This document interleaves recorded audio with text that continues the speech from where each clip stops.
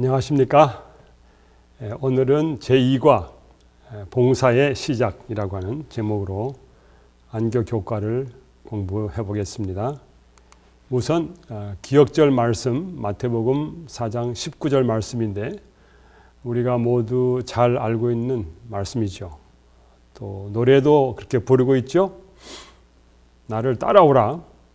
내가 너희로 사람을 낚는 어부가 되게 하리라. 참 귀한 말씀입니다. 저는 이 기억절 말씀 속에 두 가지를 좀 짚어보려고 합니다. 따라오라. 따라오라는 말이 무슨 말입니까?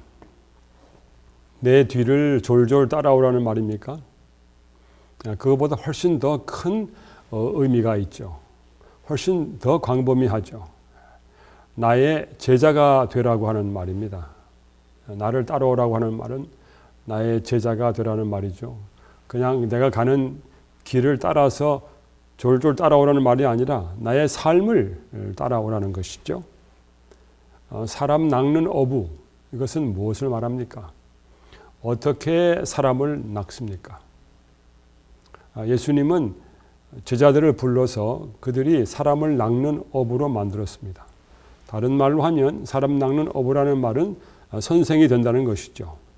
사람들의 선생이 되는 것이죠. 예수님께서 12제자를 부르신 것은 그들이 사람들의 선생이 되어 그들을 바른 삶으로 지도하도록 부르신 것이죠. 우리를 제자로 부르신 것도 같은 목적이 있죠. 그래서 이 기억절 말씀은 정말 중요한 것입니다. 우리 인생에 의미가 있습니까? 오늘날 수많은 사람들이 인생에 의미가 없다. 그래서 그들이 결국 어떻게 인생을 마감합니까? 자살로 마감합니다. 한국은 요즘에 자살률이 세계에서 제1위라고 하는 오명을 가지고 있습니다. 한국 사람들이 점점 삶의 의미를 잃어가는 이유가 뭘까요? 우리 인생에 목적이 있습니까? 많은 사람들은 인생에 목적이 없습니다. 그들은 어디서 왔는지도 모르고 어디로 가는지도 모릅니다. 그래서 당연히 인생의 목적을 모르죠. 그래서 이 땅에 살면서 그들이 바라는 것은 뭐냐? 물질적인 풍부, 그다음에 권력, 명예, 쾌락 이런 것을 추구하다가 갑니다. 그렇게 하면은 의미가 없죠. 그러나 예수님은 우리 인생의 의미, 목적을 제공하십니다. 그리고 의미와 목적을 제공하실 뿐만 아니라 어떻게 살아야 되는지 모본을 보여주시는 것이죠. 예수님께서 등장하시기 전에 먼저 나타나서 예수님의 오심을 준비한 사람이 있었죠. 그 사람은 침례 요한입니다. 침례 요한은 그의 기별 가운데 회개하라. 회개하라고 하는 그 기별이 가장 중요한 것이었죠. 그런데 이 회개하라고 하는 기별은 하나님께서 아담과 하와가 타락한 이후로 계속해서 인류에게 주신 기별이죠. 우리가 성경 창세기부터 쭉 읽어보면은 그 전체의 흐름이 다 회개입니다. 그런데 베드로 후서 1장 12절에 이런 말씀이 있습니다. 이러므로 너희가 이것을 알고 이미 있는 진리에 섰으나 내가 항상 너희로 생각하게 하려 하노라. 이런 말씀이 있습니다. 여기 이미 있는 진리, 제가 붉은 글씨로 썼습니다. 이미 있는 이 진리, 이것은 영어 표현에, 옛날 영어 표현에 present truth 그렇게 되어 있습니다. 그래서 우리가 그거를 한국말로 번역할 때에 현대 진리라고 이야기하였습니다. 우리 재림교회에서 현대 진리라는 말을 사용했는데 이 구절에서 나온 것이죠. 오늘 이 시대에 꼭 필요한 진리라는 말이죠. 침례 요한 시대에 침례 요한이 회개를 선포한 것은 그 시대에 정말 필요한 것이었기 때문에 그러한 양상으로 진리를 전해야 된 것이죠. 특정한 시간에 꼭 필요한 진리. 그런데 베드로 후서 1장 19절에 또 이런 이야기를 하고 있어요. 우리에게 더 확실한 예언이 있어. 어두운 데 비추는 등불과 같으니 날이 새어 샛별이 너희 마음에 떠오르기까지 너희가 이것을 주의하는 것이 가하니라. 예언의 말씀, 그것 굉장히 확실한 것이다. 그리고 그 예언의 말씀을 연구하면 우리 마음에 샛별이 떠오르게 될 것이다. 예수 그리스도와의 만남을 이야기해 주고 있죠. 예언을 통하여 예수 그리스도를 만나고 예수 그리스도의 제자가 되고 그래서 결국 사람 낚는 어부가 되는 것이죠. 이런 기별, 이 회개의 기별은 요한의 기별이었죠. 그 시대의 사람들에게 준 기별이었죠. 마찬가지로 우리 21세기에 사는 우리들에게도 필요한 기별이 됩니다. 요한의 기별 가운데 회개가 들어있었고 침례가 들어있었고 고백이 들어있었죠. 그리고 물론 심판도 들어있었습니다. 오늘날 우리 재림교회가 전하는 이 기별 속에 이 모든 요소가 다 들어있습니다. 우리는 예수 그리스도의 재림을 기다리는 사람들로서 이러한 신앙적 과정과 경험을 늘 우리가 가져야 되겠습니다. 그리고 심판에 대하여 생각하며 살아야 되겠습니다. 예수님께서는 침례 요한에게 침례를 받으시고 광야로 가셨습니다. 광야로 나가신 것은 그가 자기에게 주어진 그 사명을 잘 감당하기 위해 하늘로부터 능력으로 옷 입기 위해서 가신 것이죠. 광야에 가신 그 예수님은 하늘 영광을 버리시고 이 땅에 오신 예수님이시고, 이 땅에 오실 때에도 가장 비천한 곳 구유로 내려오신 하나님이시고, 그리고 이 땅에서 가장 척박한 광야까지 가신 것이죠. 자신을 비우는 모습입니다. 예수님은 40일간 그곳에서 금식하셨습니다. 예수님은 전혀 이기심이 없는 분으로 사셨죠. 그런데 이 광야에 가서 깊은 명상과 하나님과의 교통을 갔는데 거기에 누가 나타났습니까? 거기에 마귀가 나타났습니다. 예수님은 하늘에서 마귀와 싸우셨는데 이 땅에 내려오셔서 이 광야에 가셨을 때에 이 마귀가 또 와서 예수님에게 싸움을 걸었습니다. 제가 여기 도표로 만들어 놨는데요. 하늘에서 예수님은 하늘 군대 사령관이셨습니다. 마귀는 반란의 괴수였습니다. 그리고 이 땅에 내려오셨을 때에 예수님은 연약한 사람이었고 40일간 굶주린 상태로 광야에 계셨습니다. 마귀는 그때에도 하나님과 비기는 그런 사람, 그런 자였습니다. 그 예수님과 마귀, 이 광야에서 이 두 존재가 대조적으로 나타나고 있습니다. 우리는 마귀를 바라보는 게 아니라 예수님을 바라보는 것이죠. 예수님을 바라보면서 예수님의 생애를 따라가는 것입니다. 예수님께서 광야에서 당하신 그 시험은 여러 가지 질문을 야기시킵니다. 왜 성령께서 예수님을 광야로 인도하셨는가? 그것에 대하여 간단하게 대답한다고 하면 모든 의를 이루기 위하여 완전한 모본, 완전한 대표자로서 예수님을 세우기 위해 광야로 끌고 가신 것으로 그렇게 이해합니다. 왜 예수님은 이런 시험을 당하셔야 했는가? 예수님은 모두가 다 실패한 자리에서 승리하셔야 했기 때문에 그 자리에 서서 시험을 당하셨습니다. 또 이 예수님께서 광야에서 시험 당하신 이 이야기는 우리의 구원과 무슨 관계가 있는가? 이 대답은 우리가 우리의 죄를 정당화할 수 없다는 것이죠. 그리스도의 의는 필수적인 것이라는 말입니다. 예수님은 어떻게 이렇게 무서운 시험을 이기셨는가? 예수님은 마귀를 대적하였죠. 어떻게 대적했습니까? 거룩한 말씀으로 대적하였죠. 말씀에 보면은 마귀를 대적하라. 그리하면 너희를 피하리라. 우리가 시험 당할 때에 지는 이유는 뭐냐? 마귀를 대적하지 않는 것이죠. 그것이 문제입니다. 우리는 어떻게 시험을 이길 수 있는가?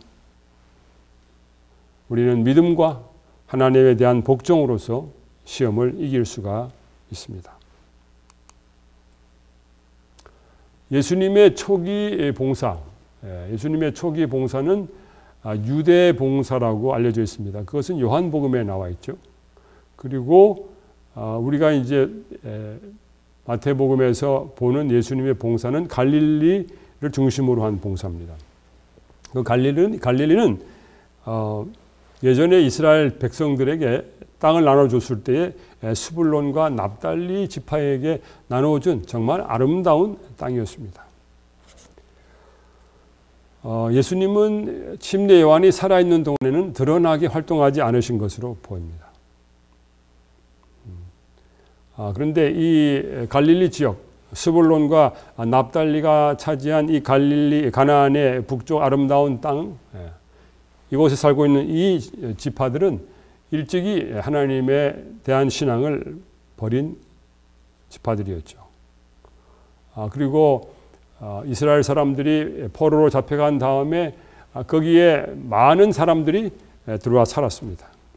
그래서 이 마태복음에는 이 갈릴리 이 지역을 흑암의 그늘에 앉은 백성이라고 그렇게 이야기했습니다.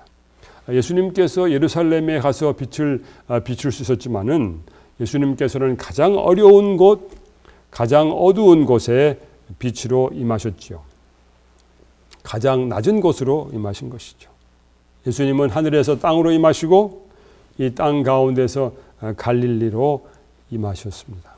그것이 예수님이 자기의 정열을 바쳐서 봉사한 지역이었습니다.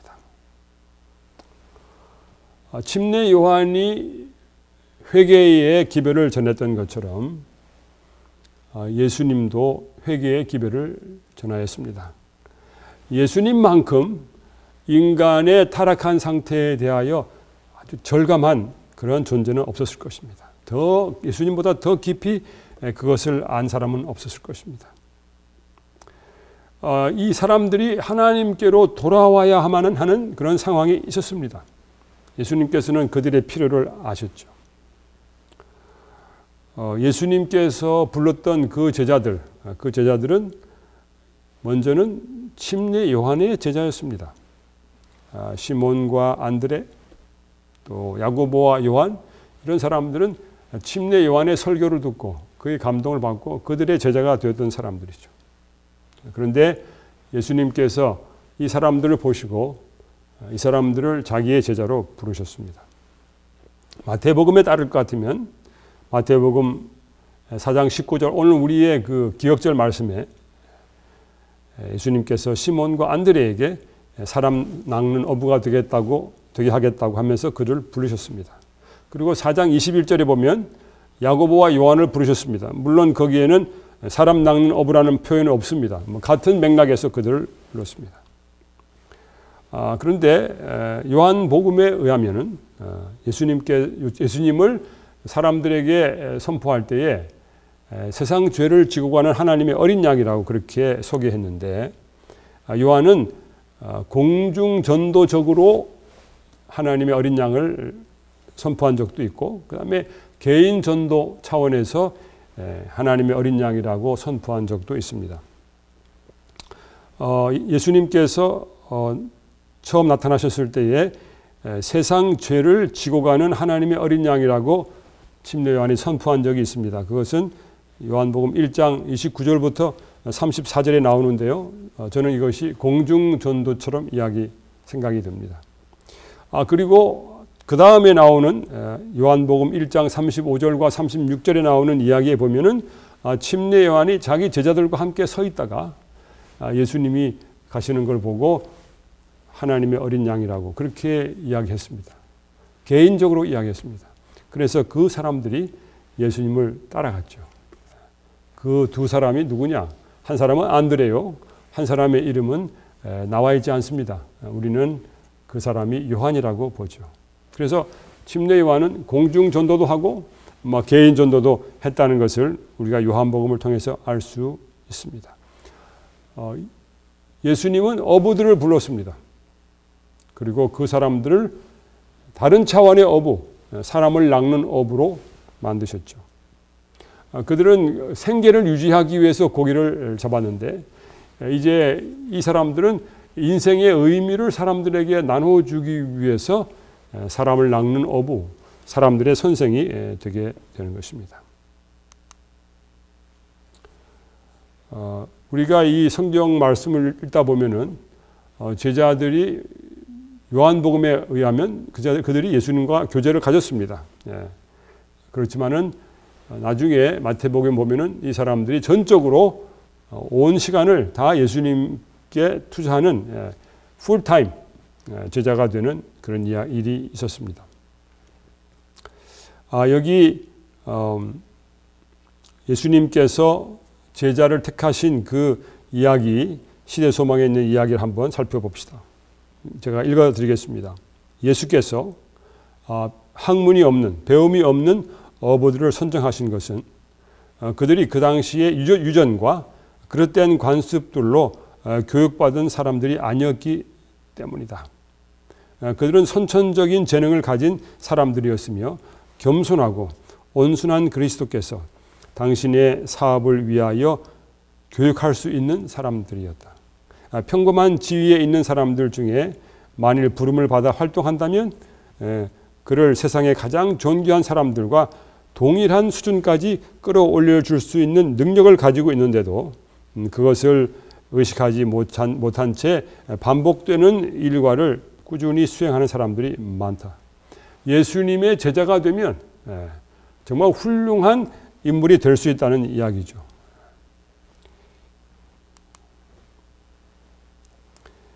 이런 잔재의 능력들을 일깨워 주는 데는 솜씨 있는 접촉이 요구된다. 예수께서 당신의 동역자가 되도록 부르신 사람들은 이와 같은 사람들이었다. 그러므로 예수께서는 그들에게 당신과 친히 사귈 수 있는 이점을 제공해 주셨다. 예수님과 사귀는 것 그 자체가 교육이라는 말이죠. 세상의 어떤 위인도 이런 스승을 모신 적은 없다. 오늘날 한국의 교육에 스승이라고 하는 개념이 사라졌죠. 그냥 정보를 전달해 주는 선생이 있을 뿐이죠. 제자들이 구주의 훈련을 받고 나올 때에는 더 이상 무식하지도 교양이 없지도 않았다. 그들의 마음과 품성은 그리스도를 닮게 되었으므로 사람들은 제자들이 예수님과 함께 있었다는 사실을 알았다. 우리가 예수님을 믿고 교인이 되는 순간 우리도 모르게 우리는 학교에 입학하는 것입니다. 나이와 상관없습니다. 그런데 우리가 예수 그리스도가 교사이신 학교에 입학했다는 사실을 인식하는 것이 중요합니다. 많은 경우에 인식하지 않습니다. 우리는 매일매일 예수님과 접촉하는 가운데 예수님으로부터 그의 아름다운 사상과 그의 품성을 전수받게 되는 것이죠. 그런 목적을 위하여 예수님은 그의 봉사의 초기에 제자들을 선택하셨습니다. 또 그러한 목적으로 예수님께서는 여러분과 저를 선택하신 것이죠.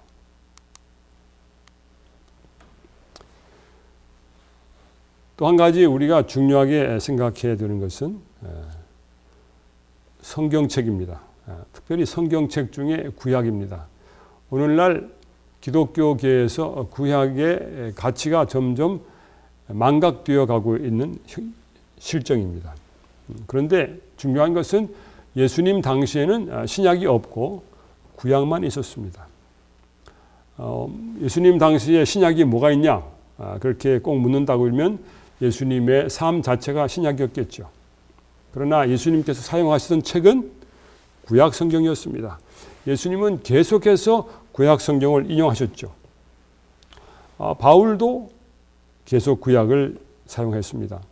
요한계시록은 구약을 550회나 사용하고 있습니다.